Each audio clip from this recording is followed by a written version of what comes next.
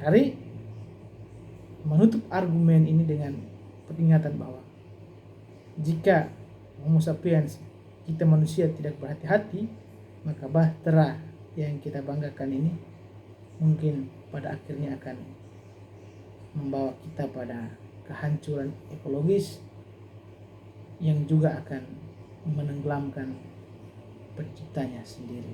Oke, selamat malam teman-teman para subscriber saya. Bertemu lagi dengan saya. Kali ini kita akan membahas satu tema yang seksi, karena tema ini menyerempet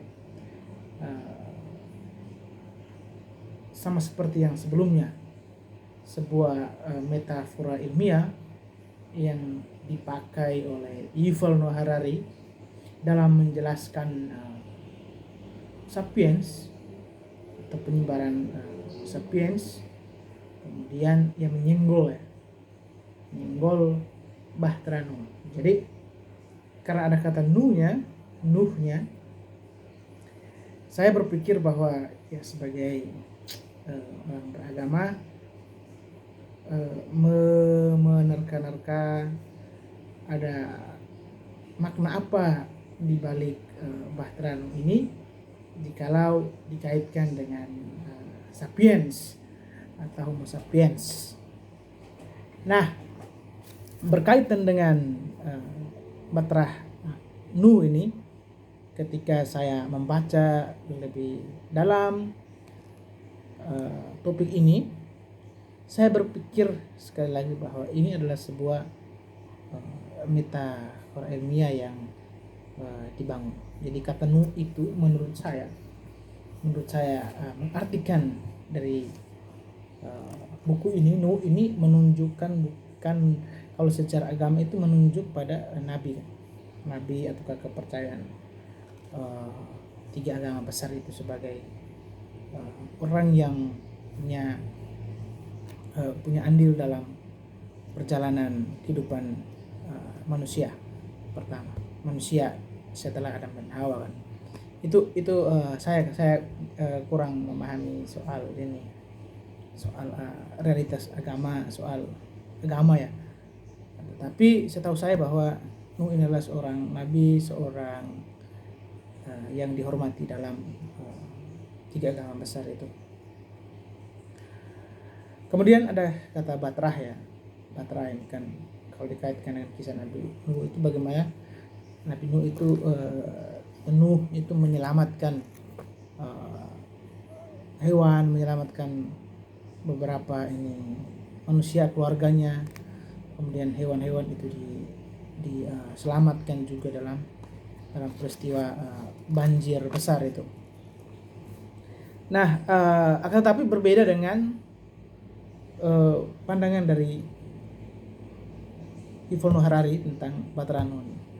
Jadi Nuh ini dikaitkan dengan sapiens atau Homo sapiens, sedangkan bahtera Nuh ini adalah fasilitas atau sarana yang dipakai oleh Homo sapiens dalam penyebaran Homo sapiens. Kemudian mereka bertemu dengan hewan atau megafauna, seperti yang saya sudah jelaskan di pertemuan ataukah pada video sebelumnya, musnahnya para raksasa megafauna ya sebenarnya, bukan manusia raksasa.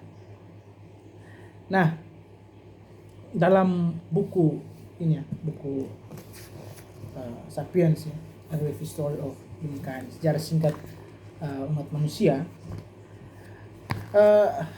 Harari menggunakan metafora ya, kembali lagi bahwa bahtera Nuh itu bukan dalam konteks religius tradisional, akan tetapi sebagai sebuah kritik tajam terhadap dampak ekologis dari penyebaran Homo sapiens ke seluruh dunia. Ada beberapa poin penting ya dari isi dari pembahasan ini, dengan penekanan pada konsep bahtera tadi. Jadi bahtera itu sebenarnya sebagai simbol kepunahan massal Gitu. Jadi Harari berpendapat bahwa kemanapun Homo sapiens pergi, mereka membawa bahtera yang unik. Namun alih-alih menyelamatkan sapiens dari air bah, kedatangan manusia itu justru menjadi air bah itu sendiri bagi spesies lainnya. Jadi terjadi penyimpangan makna itu. Jadi dalam Alkitab, kitab suci, Bahtera Nuh itu menyelamatkan hewan-hewan dari kepunahan. Sedangkan dari konteks sejarah versinya Yuval Noah Harari, bahtera manusia hanya berisi manusia dan hewan domestik seperti anjing, ayam, dan sapi. Sementara hewan-hewan liar itu berada di luar bahtera tersebut, kemudian tersapu habis oleh pancar. Kemudian gelombang kepunahan antropogenik Harari menekankan bahwa sejarah manusia adalah jejak kehancuran ekosistem. Ia membaginya ke dalam beberapa gelombang, di mana bahtera sapiens itu mendarat. Seperti yang saya jelaskan sebelumnya, bahwa ketika bahtera itu mendarat di Australia sekitar 45.000 tahun yang lalu, ketika sapiens mendarat di Australia, mereka memusnahkan hampir semua megafauna atau hewan besar atau raksasa yang ada di sana, termasuk Diprotodon, wombat raksasa, dan singa berkantung.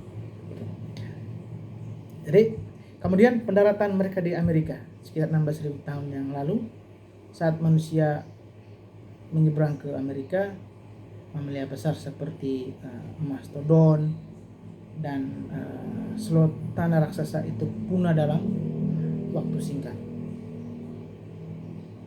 Kemudian yang ketiga, bahtera yang eksklusif.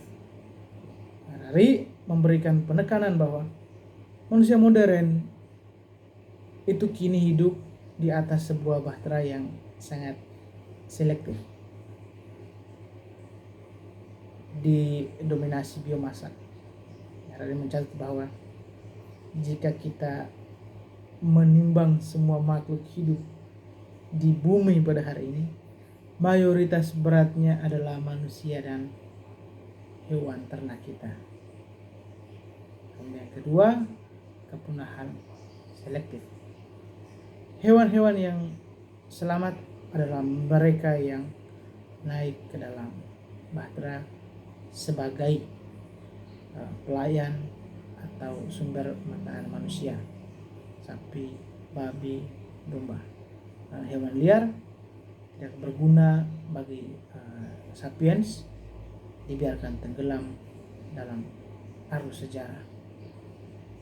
Jadi penekanan Harari pada topik ini sebenarnya bertujuan untuk meruntuhkan mitos bahwa manusia purba itu hidup selaras dengan alam.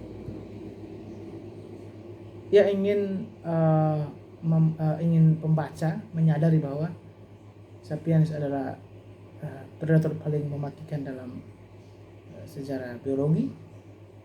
Kemudian bahtera kemajuan teknologi kita itu dibangun di atas keruntuhan ekosistem yang tidak pernah terhitung jumlahnya, dan kita memiliki tanggung jawab besar karena saat ini Homo sapiens atau kita yang sudah berevolusi adalah satu-satunya kapten yang menentukan siapa yang boleh bertahan hidup di planet ini. Harari menutup argumen ini dengan peringatan bahwa jika Homo sapiens, kita manusia, tidak berhati-hati, maka bahtera yang kita banggakan ini mungkin pada akhirnya akan membawa kita pada kehancuran ekologis yang juga akan menenggelamkan penciptanya sendiri. Terima kasih.